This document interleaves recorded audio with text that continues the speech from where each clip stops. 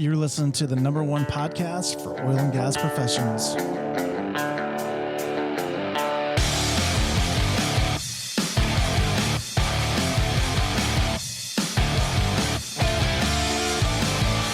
Hey, what's up? Mike Fry, President and CEO at Deepwater Subsea. I'm here with Dallas Bozeman. Hey, what's happening? What's happening, D?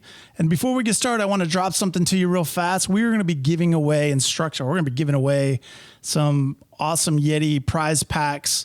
But you need to listen to the show because at some point in the show, I'm going to tell you how to go about registering to win those. I'm not going to tell you now because as soon as you found out, you'd be like, hell yeah, I'm getting some free Yetis, and you're going to drop off and not pay attention to the good message that we have for today. So I don't know when I'm going to put it out there. We might be in the middle of a discussion. I'll just stop Dallas and we'll say, hey, if you want to win the Yetis, this is how you go about doing it. So pay attention, and here we go. You know, we're sitting here at the office today. It's a Monday morning. It's a crazy weekend coming off a wild weekend of football. If you're a big football fan, I'm a diehard Michigan fan, and so we'll just kind of skip over that for the moment. Let's not talk about that. Yeah, one. I mean, when you get 2, 3, and 4 all lose in the same weekend, you know, when Clemson lost, I was like, sweet. And then Michigan's losing at halftime, and I'm thinking, oh, hell, here we go. And then, 2, 3, and 4, boom. The last time it happened, Jim Harbaugh was the quarterback for Michigan, and gee, who did they lose to? They lost to Iowa. So it's just a crazy weekend. But I was telling Dallas, I said, hey, let's kick out a podcast. And Dallas was like, it's Monday.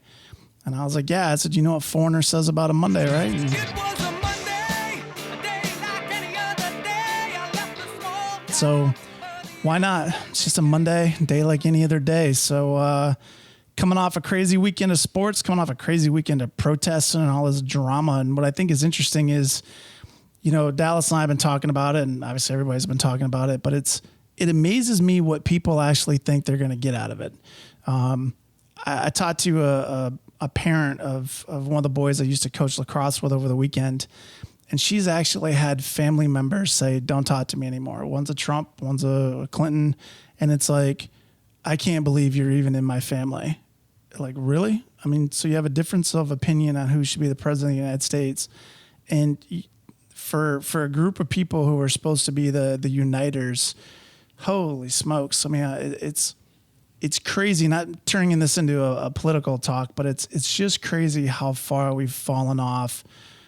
I'll say over the last 10 years. I won't even put it on one administration. Hell, I'll go the last 15 years. Growing up as an athlete, you stepped on the field, especially combat sports as a wrestler. You stepped on the mat, you won, you lost. You shook hands. It was the outcome.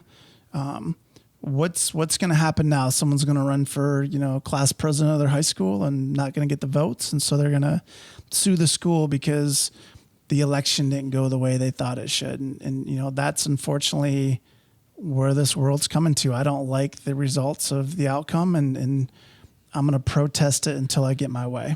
Yeah, my biggest heartache is of all the things that someone could be pouring their time and energy and effort into, for whatever reason, the big thing is just to keep creating division. Let's just protest more. Let's just throw out more propaganda on social media. Let's just drive that wedge deeper rather than actually saying, hey, we've had a free election. It's run its course.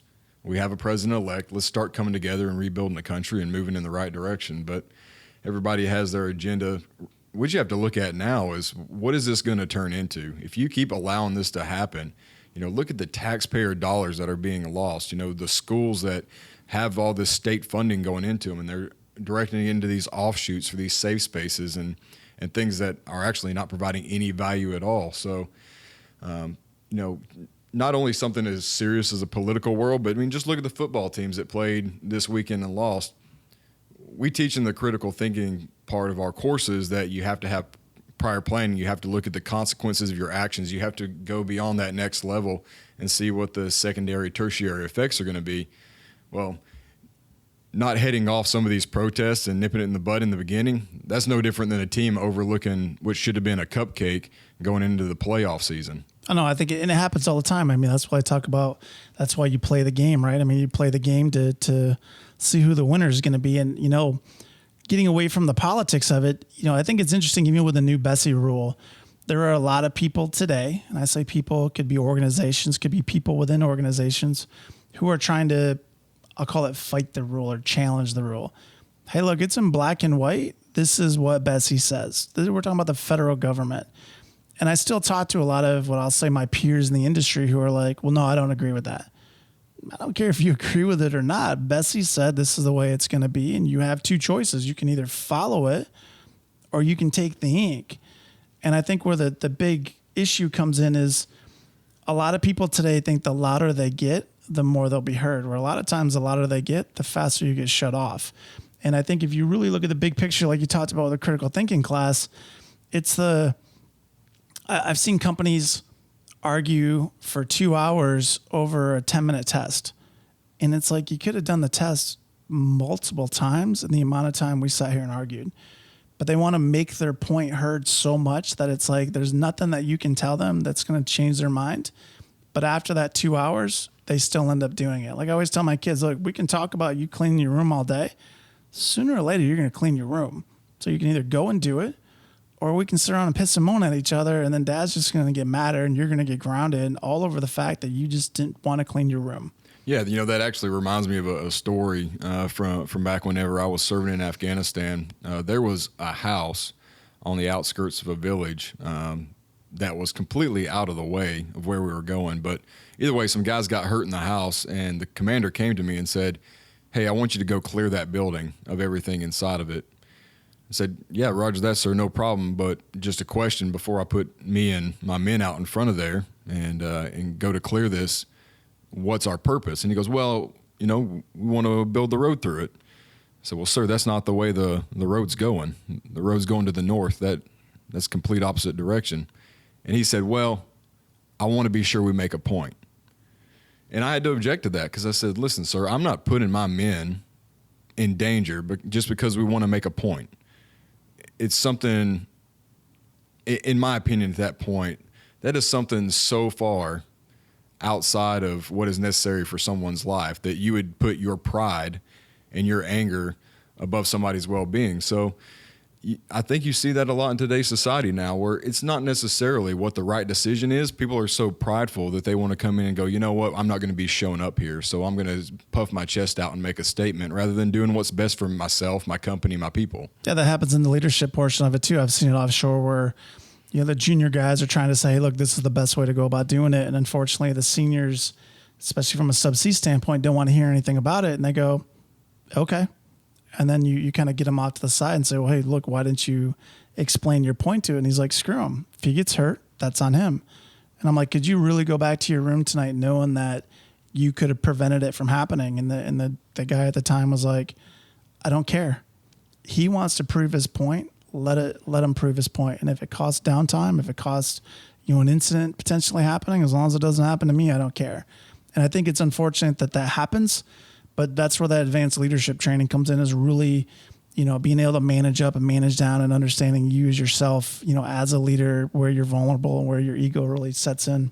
Yeah, I think our culture's gotten away from the servant leader mentality of we're there to build our people. We're there to help them, develop them. Our position isn't to use them as stepping stones to get where we're supposed to be going. We're supposed to be building them up, and as they grow up, they elevate us into new positions. So the idea of building, holding, and growing within our organizations has become kind of this chess game where we're constantly trying to position ourselves one step above someone else. That way they don't get the edge on us. And it's really a poor mentality because there is no leadership development that happens at the lower levels. So that was the whole reason of why we put this thing together in the first place, is we said, listen, nobody's addressing the blue collar aspect of leadership development, and that's where we need to be. Yeah, and the challenge is everybody, you get trained in the equipment. I mean, that's why they call it OJT. It's, it's on the job training. You go to your OEM schools. But then what you find out is sooner or later, these guys are going to get into a leadership position and they're going to have no training whatsoever on how to truly be leaders. And that's where the subsea management class and our advanced leadership class, critical thinking classes come into play. So it's funny how even in the big picture of, elections and just, government rules and regulations and sports, even as we joke, I've seen stuff over the weekend where they're making fun of all of the protests. They're saying, the Cleveland Indians are going to now protest the Cubs because they don't think it was fair that the Cubs won the World Series, and it's now kind of turning into a mockery. And like you said before, where does it end? What are you truly going to get between now and January 20th? I had an argument with, I say joking argument, you know, a debate with somebody in my family, and they said, oh, well, and like December 19th or whatever it is, the Electoral College can change their mind. And it's like, do you really think that's going to happen? Well, it's the possibility that it could happen. Well, she will argue with me from now until that time, trying to prove her point to me. And you finally get to a point where you're like, it is what it is.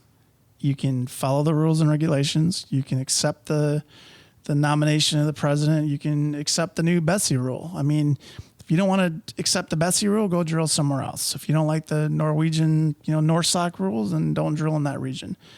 When I was working for a drilling contractor, we were bought out by another drilling contractor, a larger one. And people were complaining like, oh, I don't want to work for these guys. Hey, look, you have options. You can quit. I mean, if this company comes in tomorrow and says you're going to wear pink coveralls, what's important to you? Is it the pink coveralls, or is it the paycheck you're going to get in the mail? Sometimes you just got to pick and choose your battles. And at the end of the day, you see a lot of the stuff that's going on, and it's like you're really not going to get anything out of it other than something on your personal, arrest history because you got thrown in jail for arson or for rioting or whatever. Yeah, I mean, I even saw that Turkey issued a traveler's notice to Turkish citizens coming to America that said, hey, if you're traveling to the United States, you need to be aware that there's civil unrest and protests happening, and it could be dangerous. I don't think that Turkey's really concerned about Turkish citizens coming to the United States. Again, it's another opportunity for the mockery piece to happen, where That's they right. come in, they step in and say, hey, look at how unstable you guys are when you're the ones who are supposed to be the global leaders. Take that over into oil and gas. If you're one of those companies that's supposed to be a global leader and you want to fight back, you want to, kind of shade off and not invest in leadership development, and you want to buck regulations and act like this, you're going to end up in the same boat. You're going to find that the industry is going to kick back, and you're going to be on the side that's getting mocked. Yeah, and I think it's good that, from what we've seen with a lot of our customers is they're being very proactive, and it's like, hey, look, we want to be out in front of where the industry's going. We want to make sure that when the new mechanical integrity assessments, are being done, we have everything in place. So it's good to see there are a lot of companies out there that are taking that leadership role and really pushing it down to their employees to say, look, it is what it is, and this is what we're going to do to fix it. Do you have to agree with the rules? No, you don't have to, but you're going to, because that are the rules and regulations that govern the business of drilling in the Gulf of Mexico or wherever you're at. So I think it's interesting how all of this stuff plays together, because when the new Bessie rule came out, there were a lot of people who were kicking and screaming. And the funny thing is, and I'm kind of paraphrasing, Bessie was like, yeah, we hear you, but we're still going to roll the rule out. Now there's some areas where it's kind of give and take, but for the most part, the rule's the rule. And as an industry, people they're whipping up a frenzy, bitching and complaining. And it's like, I hear you.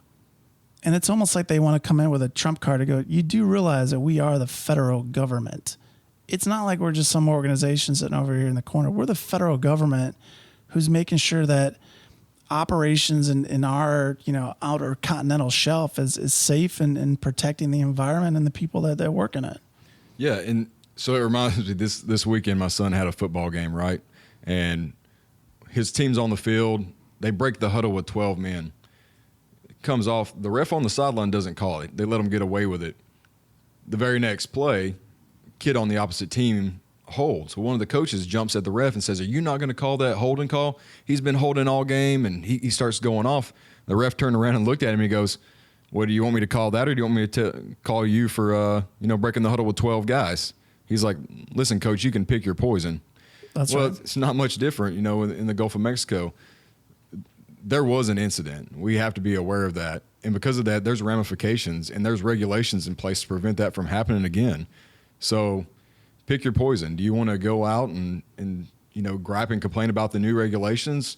Or do we want to man up and go, you know what? We need to be sure that we're adhering to these things, because if it happens again, it could kill the industry. No, I agree. And I think it comes down to the same thing when it comes to picking and choosing your battles. There are a lot of guys who, if you think about it, offshore drilling, you get 6 months off, give or take, So we'll call it 6 months.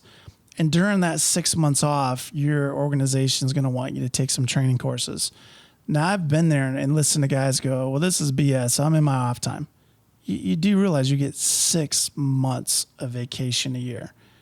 other than oil and gas, I don't know many other job disciplines or sectors of the industries where you get 6 months of vacation. Now, going to a corporate office where they go, you get 2 weeks, you get a month max, you get 6 months. And guys are like, I don't want to go to Houston for training, or I don't want to go here for training.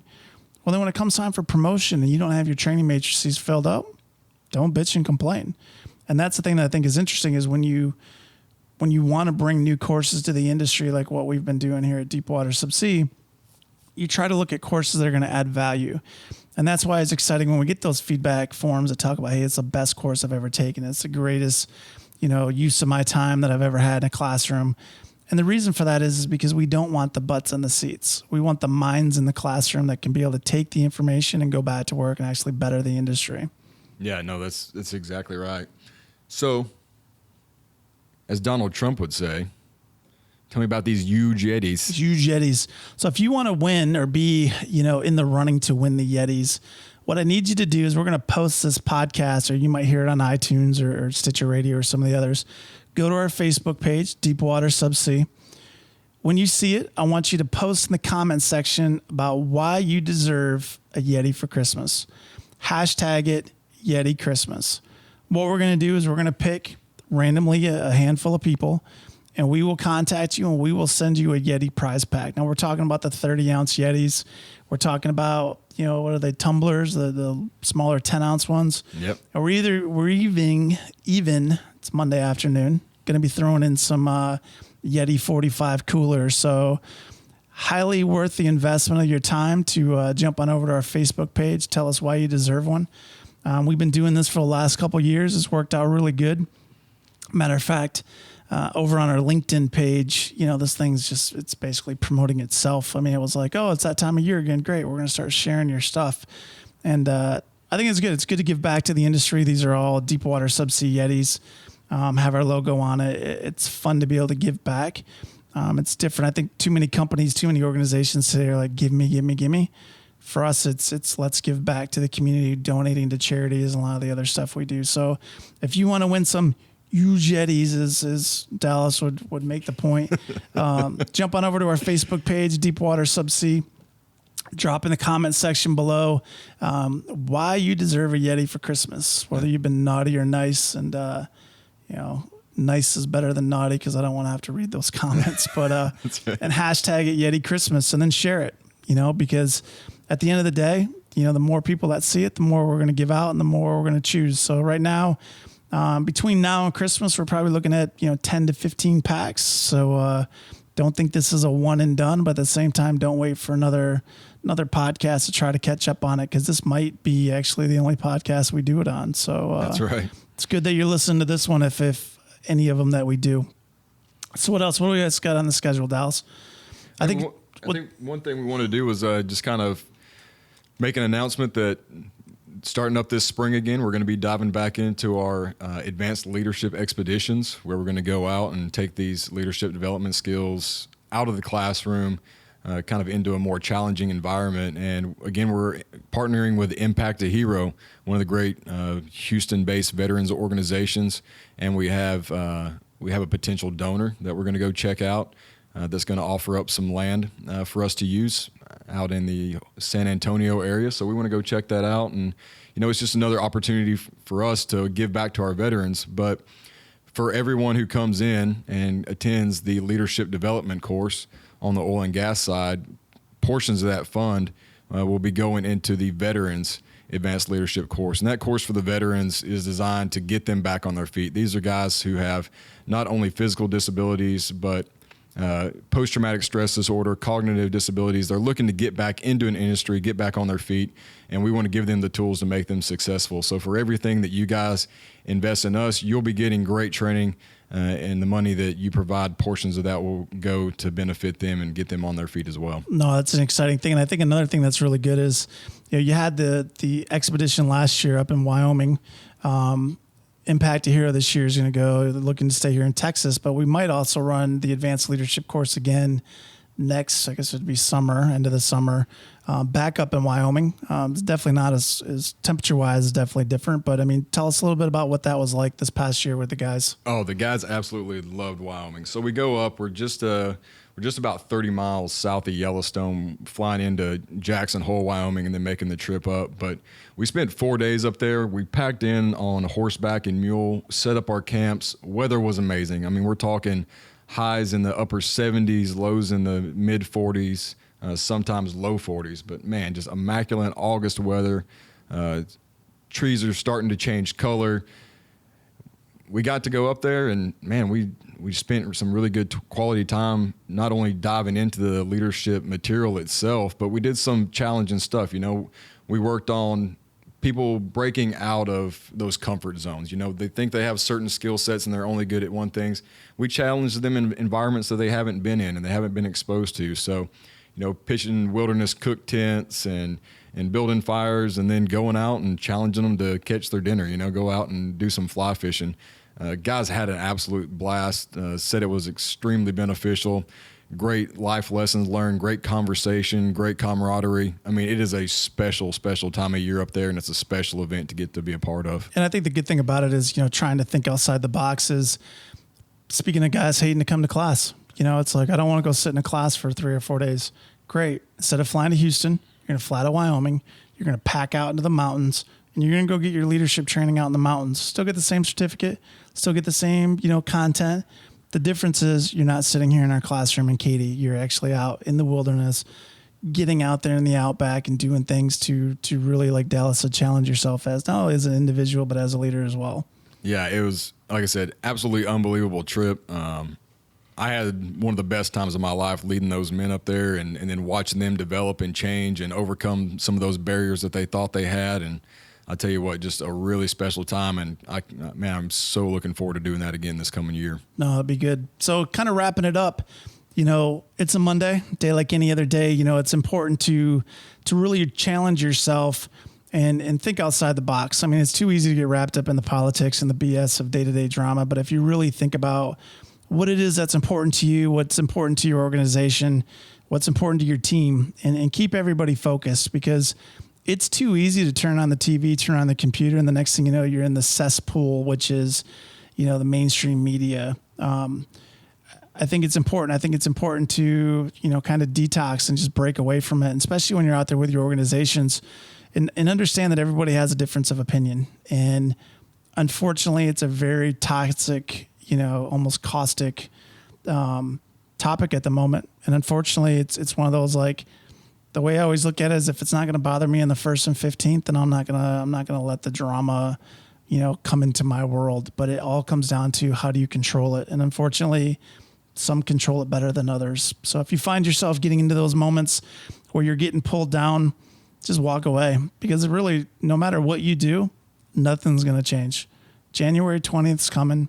You're going to have a new president being elected, and life will go on. And unfortunately, life didn't end at Y2K. Life's not going to end when President Trump takes over. That's right. It's all about having serenity. You know, there's some things in life that you have the ability to influence. This ain't one of them. Yeah. You know, focus your energy on the important things, like getting on board and getting that Yeti giveaway. So that's right. Jump on over to our Facebook page, Deepwater Subsea. Check us out on iTunes, Stitcher Radio, Google Play. And we look forward to hearing back from you. Let us know. And we'll know by you giving us your comments on why you deserve the huge Yeti giveaway package. So until the next one, you know, be safe, keep your mind clear, and stay focused on the future.